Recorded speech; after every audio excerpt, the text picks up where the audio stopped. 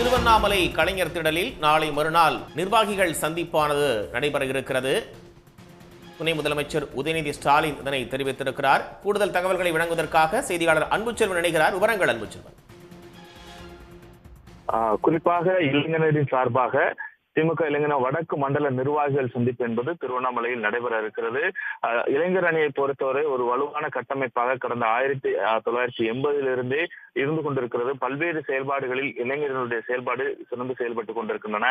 அதே போல திமுகவை பொறுத்தவரை தற்போது தேர்தலுக்கான பணிகள் ஒவ்வொரு வழியிலும் தீவிரப்படுத்தப்பட்டு கொண்டிருக்கின்றது. கட்சியை பலப்படுத்தக்கூடிய பணிகளும் நிர்வாகிகளுடைய கட்டமைப்பை வலுப்படுத்தக்கூடியது என இயங்கிக் கொண்டிருக்கிறார்கள். இந்த நிலையில் தான் தற்போது குறிப்பாக முக்கியமான ஒரு மண்டல மாநாடு என்பது இளைஞரணி திமுக இளைஞரின் சார்பாக இந்த நிர்வாகிகள் சந்திப்பு நடைபெற இருக்கிறது. இதில் துணை முதலமைச்சர் உதயநிதி ஸ்டாலின் மற்றும் முதலமைச்சர் சிறப்பு விருந்தினராக பங்கேற்று உரை நிகழ்த்த இருக்கிறார். இளைஞரணியை பொறுத்தவரை மாநிலம், மாவட்டம், மாநகரம், பேரூர், ஒன்றியம், கிளை என்ற எல்லா திசைகளிலுமே அமைப்புகளை உருவாக்கி இருக்கிறது. பல்வேறு முன்னெடுப்புகளை செய்து கொண்டிருக்கக்கூடியதில் இதில் 5 லட்சம் நிர்வாகிகளும் 50க்கும் மேற்பட்ட உறுப்பினர்கள் 50 லட்சத்துக்கும் மேற்பட்ட உறுப்பினர் கொண்ட ஒரு வலுவான கட்டமைப்பாகத்தான் இளைஞர் அமைப்பு என்பது செயல்பட்டுக் கொண்டிருப்பதாக சுட்டிக்காட்டப்பட்டிருக்கிறது. இந்த நிலையில் தான் 5 லட்சம் நிர்வாகிகளை ஒன்றிணைக்கக்கூடிய விதமாக மண்டலதோறும் நிர்வாகிகள் சந்திப்பு நடத்த வேண்டும் என முதலமைச்சரும் திமுக தலைவருமான முதலமைச்சர் மு.க. ஸ்டாலின் உத்தரவிட்டிருந்தார். அதில் முதல் கட்டமாக வடக்கு மண்டல நிர்வாகிகள் சந்திப்பு என்பது வருகிற ஞாயிற்றுக்கிழமை மாலை 4 மணி அளவில் திருவண்ணாமலையில் இருக்கக்கூடிய கலைஞர் திடலில் நடத்த திட்டமிடப்பட்டிருக்கிறது.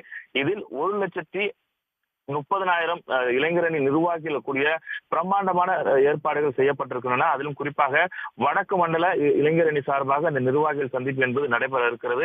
இதில் முதலமைச்சரும் திமுக தலைவருமான மு.க. ஸ்டாலின் பங்கேற்று சிறப்புரை ஆற்ற இருக்கிறார்கள் என்றும் அறிவுறுத்தப்பட்டிருக்கிறது. வரக்கூடிய 2026ஆம் ஆண்டு சட்டமன்ற தேர்தலில் மீண்டும் திமுகவே வர வேண்டும் என்பதற்கான தொடர்ந்து பல்வேறு பணிகளை முன்னெடுப்பு செய்யப்பட்டுக் கொண்டிருக்கிறது.